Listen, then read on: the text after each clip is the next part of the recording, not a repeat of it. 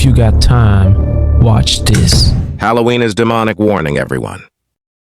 As someone who was a self-proclaimed white witch and practiced witchcraft for over a decade of her life before she radically got saved and encountered by Jesus Christ, let's talk about all the things surrounding Halloween that you should know. Spiritual realities like jack-o'-lanterns have a demonic origin. Costumes have a demonic origin.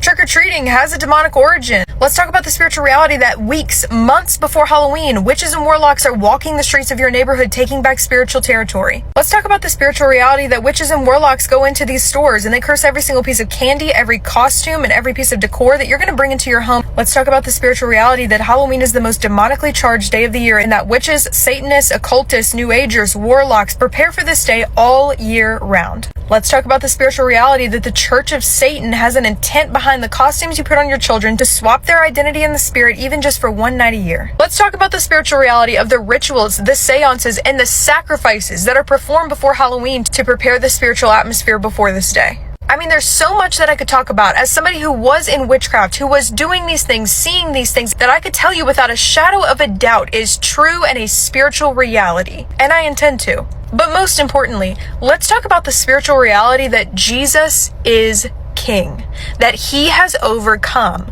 that the devil does not even have one day a year because this is the day that the Lord has made, so let us rejoice and be glad in it. Let's talk about the spiritual reality that you as a Christian have and the authority that you walk in because of he who lives in you. Let's talk about the spiritual reality when Christians rise up on the day of Halloween and they don't hide away in fear. This is part one of a series where in the month of October, I'm going to go through every single origin that you've been confused about as a Christian. I'm going to go through all the practices. I'm going to expose the works of darkness as Ephesians 5:11 commands me to do. And I'm going to give you as a Christian strategy on what you can do, what you should do, and what you should not do on the day of Halloween. If you have questions that you want answered or you have topics that you want to see covered in this series, drop them in the comments so I can talk about it in the month of October. If you don't already follow me, go give me a follow so that you don't miss this series because we are going to take back every single inch of demonic territory that the enemy so mistakenly thinks that he owns. You're going to walk out of this series educated because the Bible says my people perish for a lack of knowledge. You're going to walk out confident. You're going to walk out without fear, and you're going to walk out with strategy as a Christian so that you can overcome the power of the enemy. May last year be the last Halloween that you and your family spend ill-equipped, not knowing how to fight the spiritual battle that is at hand in Halloween.